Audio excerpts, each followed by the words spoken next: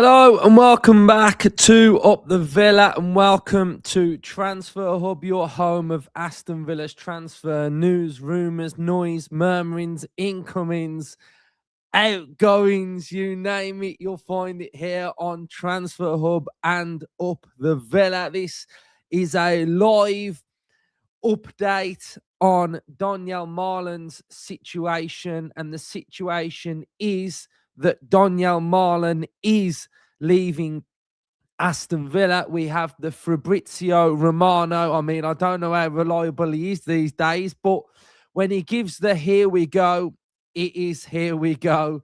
And Donyell Malen is leaving Aston Villa. The deal is that he's going to be leaving on an initial loan, but with that loan, there is an obligation that if Roma get European football, then he will be going for a fee. So Percy's also said that Malen is getting closer to joining Roma. 2 million loan fee, 25 obligation.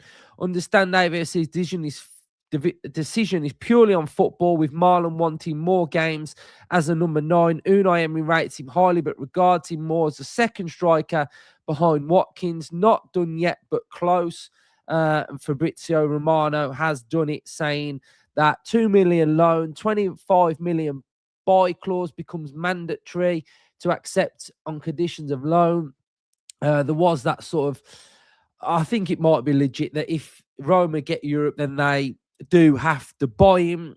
This one seems to be a little bit about Malen and a little bit about Villa's decision, hearing what Percy's saying about game time, etc.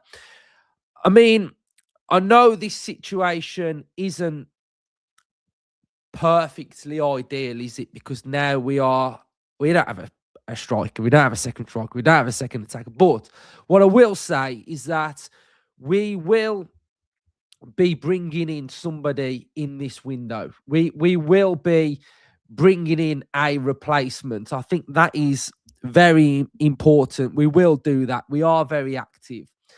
And I think it's fine for fans to sometimes be a little bit apprehensive or be a little bit unsure on the situation, etc. But I think the phrase that I'm seeing a little bit, especially online, is that it's a big mistake. And I don't agree that it's a big mistake. I think Villa are fully in control of what we want to do with this situation.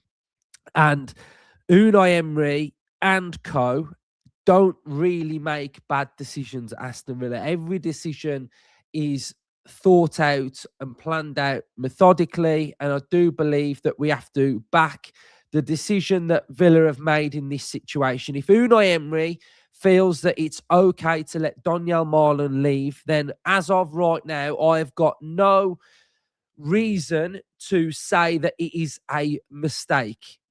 It can't be, because if everything that Emery's doing is a massive success, we are continually building, we are continually growing.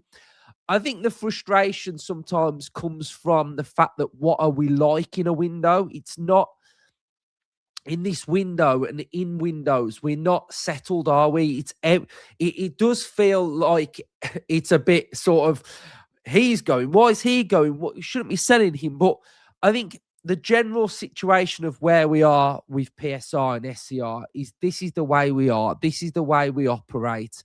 And I've maintained this viewpoint for a few days now. The fact that Donyell Malen's not first choice at Villa. Donyell Malen is a squad player at Aston Villa. And yes, he's good. And yes, he brings numbers. And yes, he brings goals. But he only plays off the bench, or he only plays if Watkins doesn't play. Now, if Unai Emery has got a target in this window, which I believe he has, we are not going to let Malen go and then bring in nobody. So we've got players in mind that we think can come in. And if Unai Emery feels like he can get the best out of somebody else, then I'm okay with that. I'm okay with that. And I think the fundamental bottom line is I like Malen. I like Malen off the right, and I've said this before, I like him off a striker, but I don't like him as a striker. And unfortunately, that's where he's been playing for Aston Villa. So I think it's unfortunate, but again, we have to be open-minded in these situations that this is just the world in which we are living with Villa's recruitment. Now, I know people are probably saying, why are we getting rid of Marlon? Why don't we get rid of Sancho? Well, the situation with this is Donyell Malen's worth 25 million to Aston Villa. So if a club want Donyell Malen and are prepared to pay 25 million, then that deal is good for Villa. And at the end of the day, we're not losing any money on Donyell Malen. We've paid pretty much the 25. So we're getting back what we've paid for him. So we're then getting that amount of money to come in. Again, we'll see questions of Evan Gesson. And I will admit that, is he perfect? No.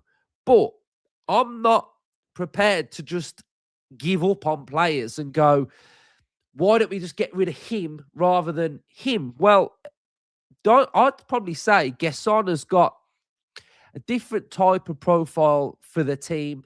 Obviously, we know defensively he's been fine.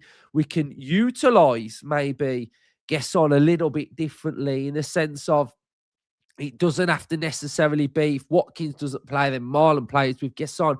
I think it's a bit different, but that's just my view on the two situations. So Sancho's on loan. Sancho will go back at the end of the season, and it's up to Emery to get the best out of those players. So, yeah, I do think Marlon has been good. He's been fine. I like him. He's added correct amount of goals, but it's just the situation that we're in. Unfortunately, we cannot just stockpile players, and it looks like, and I think just looking at how this transfer window is evolving, it looks like Emery wants to bring in a specific type of player.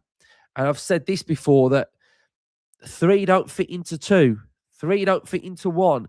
We can't have Watkins, another striker, and Donyell Malen, and one of those players might not play in a game, and then the next game he might not play. You know, we can't have players that we're paying for that just don't play, don't feature, and you stockpiling attackers, and he's finding it difficult to fit in. So, yeah, who are the names? Well, there was that article yesterday, wasn't there, from The Athletic saying there was Tammy Abraham amongst others. We've been linked with Moise Kean, who, again, he's probably one of those where players have a preconception of Moise Kean, but last season at Fiorentina, he was bagging goals. Did he score 19 goals last season, Moise Kean? Still only 25. Unai Emery loves this challenge. He loves this challenge of taking players and trying to get their best out of them. Moise Kean this season, his numbers are low, but Fiorentina are in a bit of a rough period. So, you know, I think for me, it looks like Unai Emery wants an out-and-out striker. He wants a physical, height-profiled player, and he wants a striker. That is what I'm reading in this window. He wants a player like Tammy Abraham, like Moise Kean, that ilk of player. That's what I think Unai Emery wants. And that's just how I think this window is evolving. And I don't think now sometimes our way of looking at how we are with our squad and being very settled at times, I think we've just got to completely open our mind up and just be not vigilant, but focused on PSR and Emery trying to grasp everything out of what he can. He's looking for, he's always constantly looking, he's constantly trying to search for different answers within his squad. So, yeah, we've got over 350 watches. So, if you can make sure you're hitting that like button, I'll run through your comments in a second. So, yeah, I think it's just the way in which we are. You know, unfortunately, if we had the perfect operation at Villa, if we were allowed to spend what we want, we were allowed to build the squad what Emery wants, then we won't be in this situation where some players have to leave, etc. So I just think we got to be open-minded, to be honest. So, right, what I'll say, starting from now in the comment section, let me know your thoughts around Donyell Malen leaving, and I will read them out. Okay, so as of now, put your thoughts, because you've all been commenting it, and I can't go back because it's like a mosh pit. We're all in here. We're all commenting everything. We're all commenting back to everyone. So if we have a starting point, I will then start to read them out, and I'll gauge your thoughts. Okay, right. So let's go. We've got. I like Marlon. Sorry to see him go, but the club must have a master plan. I think that is the situation. We've got a plan. We've got an area that we want to go down. Disappointed. I've got disappointed too. Wrong. I don't personally think it is wrong, but your opinion is that it's wrong. Mine's that it's not wrong. Good luck. I hope there's big news incoming. I do too. And I'll also say that I wouldn't be surprised to see Marlon do well somewhere else. And if he gets put in his ideal, perfect position, then he probably will be able to flourish. But at Villa, he's not in his ideal, perfect position. Gutted. Won't hear his song Marlon, Marlon, Marlon. Yeah, I did actually like that about him. I just liked that he looked like he was never emotionally bothered, but deep down, I imagine inside he was. But I actually like that element to him. You know, some players are the celebrations are very excited. Marlon was just like, yeah, I've just scored a goal. There we go. I'm Donyell Malen. In Emery, we trust. Worried until we get someone else in. If we don't sign anyone else, I can't see what the... Well, I mean, I would be fuming if we don't hear in the next day and a bit who the next rumour target is, because I don't like that you get rid of players before you've got a player that's about to come in, because now we've got less options. But I imagine somebody will be coming in pretty quickly. I imagine you're probably going to see me again at some point in the next day or two talking about Villa have agreed a fee, or Villa have agreed this for somebody. So there we go. I don't know my thoughts on Marlon leaving until I know who replaces him. That's a nice comment. I kind of get that, to be honest. Gutted losing Marlon, but big wage and doesn't start. Just hope something is lined up. Trust. We've got we're spending the same money on kids that are going to get sold after a year. Well, I spoke about this before. I think Villa's model, I think it's important that we do that, and it's important that we start to see the fruits of doing this. I will agree that I think we are doing this model, but we are yet to really see the benefits of it. And it's about time now we start to see the benefits of it. I like matching the Brighton model. I like matching the Bournemouth model. I like matching what Brentford are doing. But we've got to start to see these players' values growing, or also a pathway to Villa where if they play 5 games, score the odd goal, then they now go up and elevate their fee. So I think it's important that we start to see the fruits of that, to be honest. I expect we go on a backup striker in the next 24 hours. Unai won't let Marlon go without already lined up. I agree. Wrong move. Keep till the summer. We are skint to lose. Never let go before you get in. Well, I imagine someone probably is going to be coming in. We look weak. Every player that goes out goes on loan without options being taken up. Clubs know they can save us 6 months' wages, and we bite their hand off. Again, this one does look like it's going to be that he does leave for that fee. But I do agree that it's about time we start selling these players that we don't want, i.e. your Leon Baileys. If we don't want him, then someone's got to buy him. You know, if player in clubs want to buy our players, why that they seem to not want to buy some of ours. So I think players like Bailey, for example, it's imperative now that they start to go for a fee. It could be Tammy. Maybe it is Tammy. Who knows? Not a fan of Marlon leaving, especially if it's for Abraham. He's riddled with injury and fans mostly want him back for nostalgia. Surely we have better options. Well, the Athletic were talking about that there were several other options. I think with the Abraham thing, Emery has wanted Abraham before, which does kind of make more sense to me. The fact that we have a manager that has wanted to get him before. So, yeah, it's nostalgia for us, but it's new for Unai Emery at the same time. Obviously, there's something that is unknown to us. Unai has made his decision, just like he has with Harvey Elliott, and we've got to back him. I mean, Emery, Emery's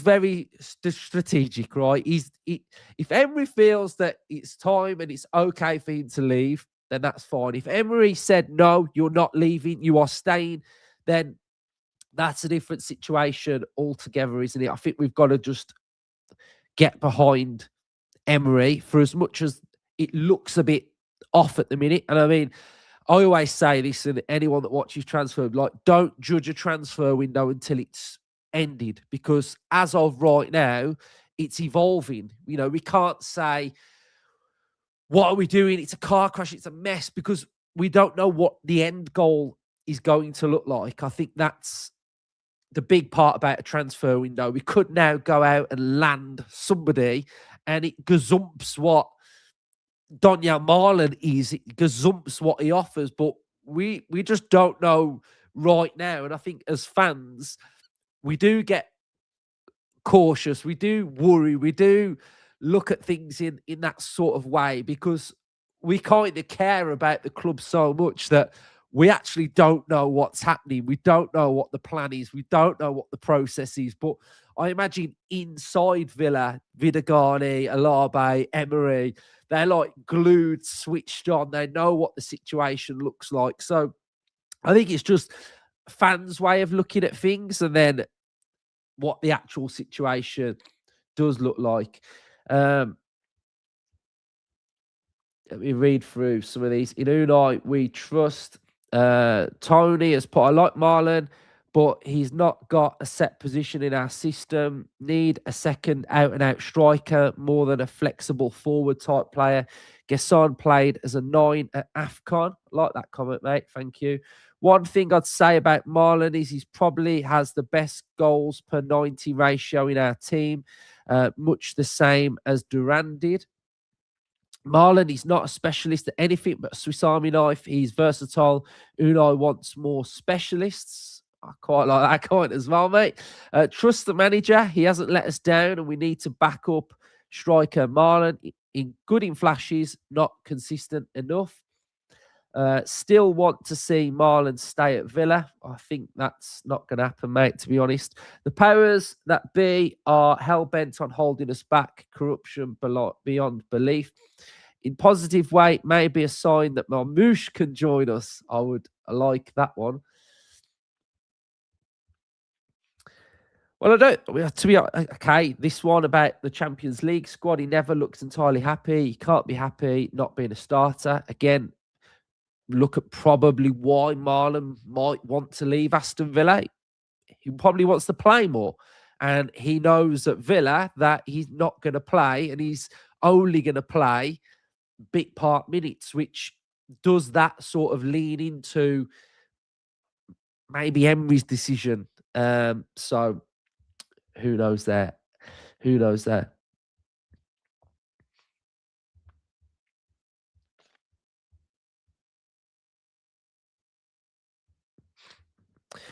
Stop papering over the cracks. This is PSR full stop. The powers that be won't allow Villa to penetrate the so-called top 4.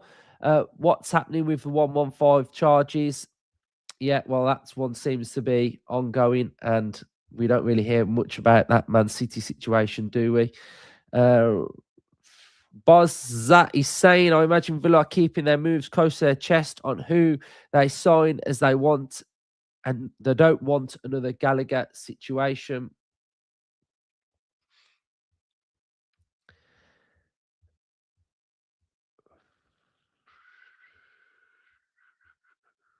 Well, I'm just reading through some of these comments.